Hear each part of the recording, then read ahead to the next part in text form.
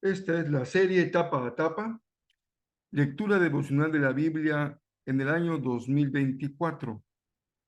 Esta es la meditación correspondiente al lunes 27 de mayo. Yo soy el pastor Rafael Pola. Bienvenido, qué gusto compartir la palabra y la meditación en nuestro Señor. Muy bienvenidos cada uno.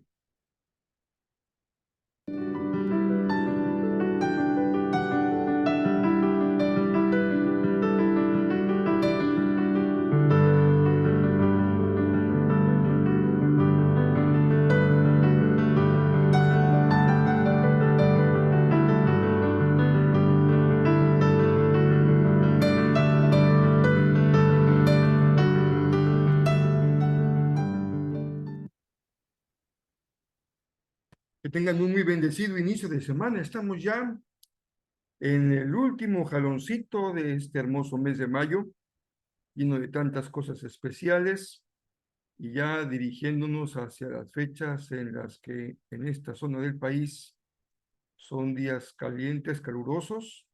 Confiamos en que el Señor va guiando y sosteniendo la vida de cada persona en este lugar de nuestro México. También sabemos de climas difíciles, adversos, en otros lugares de nuestro país y más allá de nuestras fronteras, y especialmente pidiéndole a Dios su bendición en las lluvias, porque tenemos franjas muy grandes del país padeciendo terribles épocas sin agua, sin lluvia, de sequedad. Gracias a Dios por este fin de semana tan intenso. La semana pasada fue muy intensa, pero muy bendecida. Tuvimos el gran privilegio de recibir hermanos nuestros, y lo que podría yo decirles hoy, como lo compartía el día de ayer, es que quede en nuestro corazón, más allá de los eventos mismos, la relación, el testimonio, el cariño, el ejemplo de liderazgo de estos hombres jóvenes, maduros, pero jóvenes, tal vez en sus 40, por ahí así, que están dirigiendo esos esfuerzos para formar, preparar, mentorear, apoyar jóvenes desde los 20 hasta los 40 años que tengan en su corazón un compromiso con la misión de Dios. Y el ambiente de espiritualidad, de humildad, de acompañamiento, de oración, fue permanente durante todos estos días, y fue una gran bendición para nuestra familia espiritual poder apoyar, poder servir. Creo que lo hicimos muy bien. Creo que más allá de que uno mismo se califique, la expresión de ellos fue siempre positiva y agradecida. Así que estamos muy contentos, y yo a la vez muy agradecido con el equipo de trabajo que estuvo siempre al pie del cañón, colaborando, trabajando, sirviendo, lo cual nos da una gran alegría, una gran satisfacción. Vienen cosas hermosas. Recuerden que desde el aniversario de nuestra iglesia hemos estado diciendo, viene lo mejor. Ya vislumbramos algunas de estas cosas mejores que serán de mucha bendición, no solamente para nuestra comunidad, sino para más allá de nuestro ámbito regional.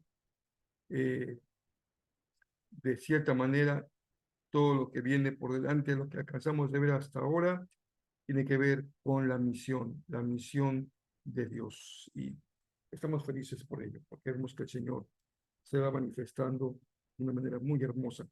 Bueno, hoy que es lunes, recuerden que nos damos a la tarea de revisar tanto la porción que corresponde al día de hoy, pero también la que fue lectura del día domingo, porque si bien no tenemos meditación el domingo grabada en audio o en video, sí tenemos nuestra lectura.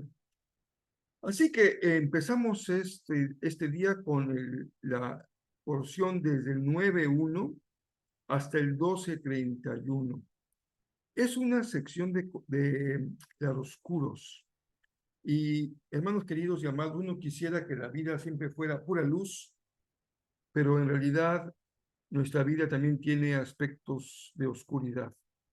Las más de las veces, cuando entramos en zonas oscuras, es consecuencia de nuestras malas decisiones, de nuestras malas acciones, de nuestra incredulidad, falta de fe, de nuestro extravío, de nuestra inclinación a la idolatría, como veremos en la historia que hoy compartimos en Samuel.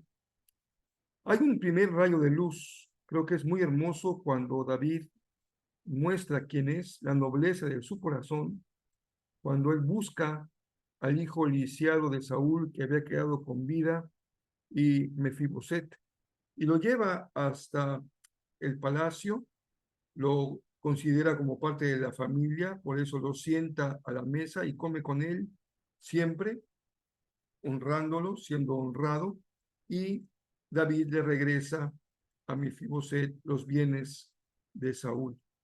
Y la persona que lo había recibido en su casa, la había hospedado, se encargará de cultivar esas tierras para que Mefiboset tenga un bienestar y un sostén. Es una parte hermosa de esa nobleza de David, que aunque fue vencedor y derrotó de principio a fin a Saúl y también ocupó el lugar que le correspondería a sus hijos, porque Dios así lo había decidido. Esa victoria no lo ensoberbeció, sino al contrario, mantuvo siempre su corazón noble y humilde. David va a la guerra, como veremos en los siguientes capítulos. Ahora se enfrenta a los amonitas y los arameos se juntan con ellos como aliados para enfrentar a David, pero ambos pueblos son derrotados. Y esto da lugar a que el capitán de la guardia de David regrese a Jerusalén y en ese interín, cuando él regresa a dar cuenta de la victoria, pues David dice la palabra que un día, levantándose del descanso de mediodía, vio a Betsabé y dice la palabra de una belleza singular. ¿A qué se referirá? Pues no sabemos, pero querrá decir que era una belleza muy especial.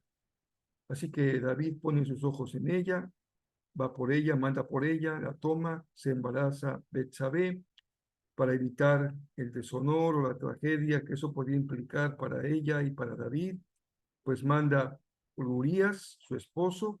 Él también, como ese rayito de luz que encontramos en la historia, se mantiene fiel a su papel de guerrero, se rehúsa a ir a su casa y esto evita que David se salga con lo que había tramado para que pensaran que el bebé era de Urías. Pero regresa Urías al frente de batalla, lo coloca en un lugar muy vulnerable y muere. Después de que Betsabé hace luto por su esposo, es tomada por David como esposa y vuelve a quedar embarazada. Y el Señor, dice el texto, ama a ese bebé llamado Salomón. La historia termina con la victoria de David sobre el rey de Rabá. Terrible esta historia. En el capítulo 27, pues se nos relata la historia, no, perdón, en la lectura del lunes 27, el capítulo 12:1 al 31, se relata la historia de Natán con David. Natán va a contar una historia que le muestra lo que él ha hecho, lo pone frente a sus ojos, y David expresa una opinión que sin saberlo le afecta a él. Y el bebé, como hemos leído, muere y esto le causa un gran pesar a David. Pero Natán tuvo que confrontarlo con su propia realidad para que David se diera cuenta de lo que realmente había hecho, cómo había ofendido al Señor. En cuanto a Juan, leímos desde el capítulo 15, verso 1, hasta el capítulo 16, verso 33. Sigue la metáfora, la historia de Jesús como la vid verdadera, y su discípulo los pámpanos, y esta metáfora da mucho que decir a Jesús acerca de la importancia de la permanencia para que los pámpanos sean fructíferos, sea la vid de un fruto abundante. La clave es permanecer. Y cuando sus discípulos en el lugar del pámpano permanece, la obra que hace el Señor es que ellos pueden dar mucho fruto. Y ese fruto en Juan 15 es el amor fraternal. También Jesús les habla de la adversidad, de que a él lo han rechazado, que deben de esperar que también el mundo a ellos lo rechace, pero él les dice que sus palabras son para confortarlos, para darle apoyo, para que no abandonen su fe, que es el peligro que podrían vivir, para que tengan paz frente a la adversidad y para que cobren ánimo. Cómo enfrentar la adversidad sería un buen título de un mensaje. Cómo sacarle un beneficio a la adversidad. Tendríamos tres enseñanzas. La adversidad nos permite permanecer en fe. La adversidad nos permite tener paz que sobrepuja todo entendimiento, y la adversidad nos empuja a tener ánimo en nuestra fe y en nuestra vida. Siempre el Señor trae bendición a su pueblo, incluso en los tiempos de adversidad. Estamos leyendo el Salmo 119, que es el Salmo de la Palabra. Todo el Salmo es un salmo largo, tiene este tema, la importancia de la palabra de Dios. Y extraigo solamente dos pensamientos del largo párrafo que consideramos hasta el verso 80 del Salmo 119. Tu promesa renueva mis fuerzas, me renueva en todas mis dificultades. Es muy hermoso el papel y el lugar, la fuerza que tiene la promesa de Dios. Dice el Salmo que cuando tenemos promesa del Señor, eso renueva nuestras fuerzas. La Biblia es un libro de promesas, está llena de promesas, pero sabes que Dios permite que haya algunas que son para ti muy especiales, como que sientes que iban destinadas para ti, te las apropias, las haces tuyas, y eso te permite mantenerte fuerte, porque es una promesa que el Señor te ha dado y con la cual puedes enfrentar todas tus dificultades. Estás luchando con la fe de tu familia, cree en el Señor Jesucristo y serás salvo tú y tu casa. Y muchas promesas más. El Señor tiene una para ti, tómala como tuya, grábala en tu corazón y permite que eso te mantenga con una actitud de fuerza y seguridad. Pero el salmista también pide que él sea íntegro, intachable en guardar los decretos del Señor. Sabemos que es imposible la vida en perfección, sin ningún pequeño pecado alguno que aparezca en la vida, pero lo que sí es cierto es que a pesar de que sabemos cuál es nuestra fragilidad, nuestra debilidad, debe haber una convicción, ser intachable en guardar sus decretos. Y para ello, la palabra que leemos, el Espíritu Santo, del que habló Jesús en Juan, el Consolador, el Abogado, está en nosotros, para revelarnos la palabra, para fortalecernos espiritualmente y permitirnos vivir conforme al Espíritu y no conforme a la carne. Así es posible orar como hoy, ora este lunes, que sea intachable, Señor, en guardar tus decretos.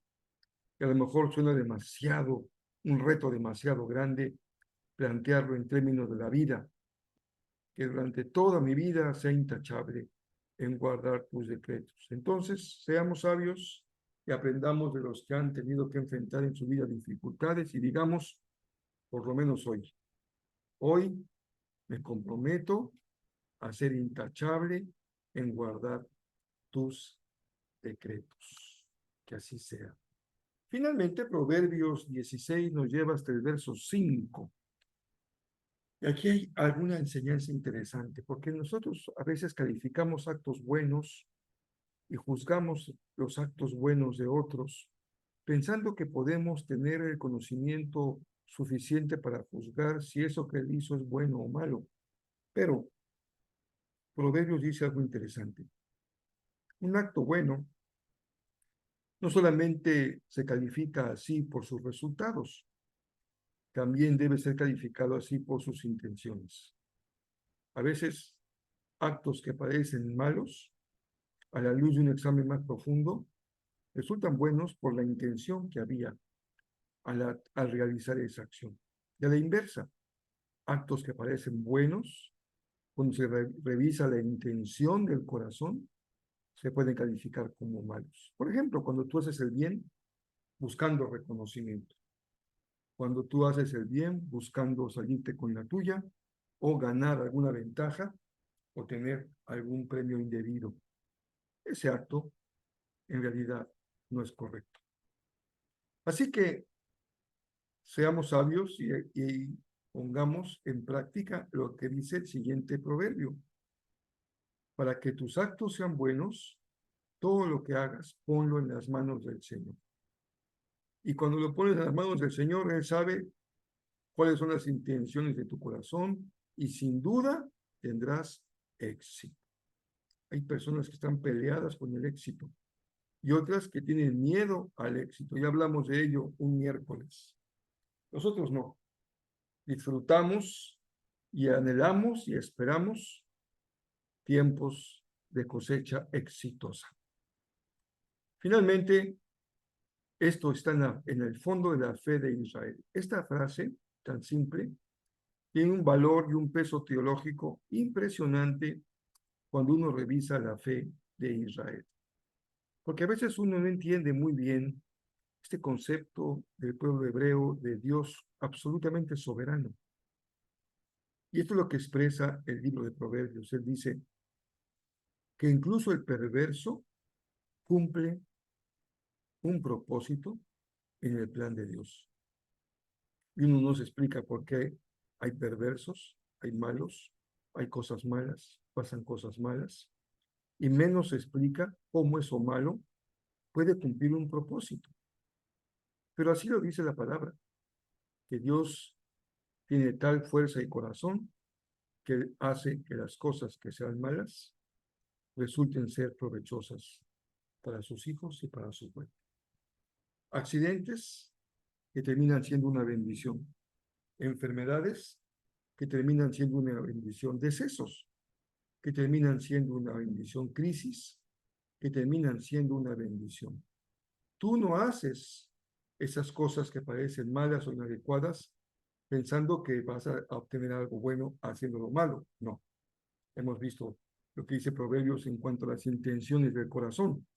Lo que sí sabemos es que Dios puede hacer que eso que sucedió en tu vida y que tú no hiciste con el afán de dañar o molestar o herir a alguien, sino que lo has padecido, el Señor logra que eso dé la vuelta y se convierta en tu bendición. Eso que la persona que te quiso dañar pensó que te haría daño, fue en realidad una gran bendición en la que Dios transformó ese mal en bien. Por eso, ¿cuál es la enseñanza práctica? Confía siempre en la soberanía de Dios. Con todo tu corazón bajo la autoridad y la soberanía del Señor. Seguimos con este tema. Le pedimos a Dios que nos dé sabiduría para que Jesús para uno más. Déjenme compartirles una pequeña historia de apenas estos días. Uno de los líderes de este grupo que vino a Jezreel es el joven, un adulto joven, yo calculo que tendrá alrededor de 40 años, un hombre corpulento, de piel negra, una voz extraordinaria, pero un gran corazón. Teniendo tantos compromisos en estos días, tomó un Uber y empezó a conversar con el conductor. En la conversación el conductor le compartió las dificultades de su vida. Había estado en la cárcel, había sido deportado de Estados Unidos y estaba realmente desesperado. Nos decía el hermano Naná que el hombre le compartió que para él ese era el último día. Le había pedido a Dios que le mandara a alguien porque ese era para él su último día de vida.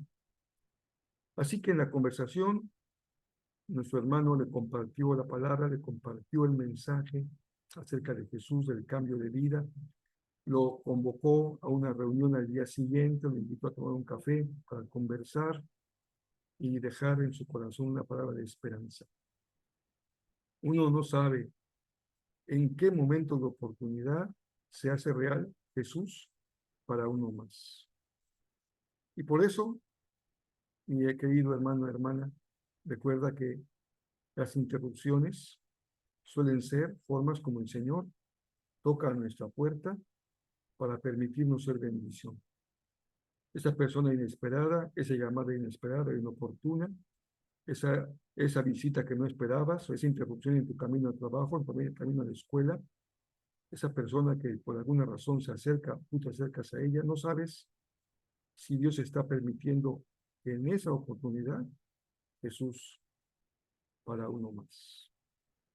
Tengamos esa disposición de corazón siempre para ser sensibles a la voz del Señor. No somos todos de buena conversación, no somos todos de fácil palabra, no somos todos sociables.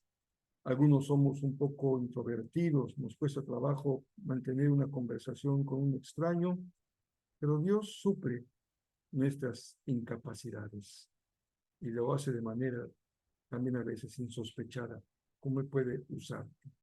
Y finalmente el domingo próximo seguiremos con nuestra serie de jueces, héroes y antihéroes. El Señor nos ha hablado y el domingo no fue la excepción con los dos jueces que pudimos revisar.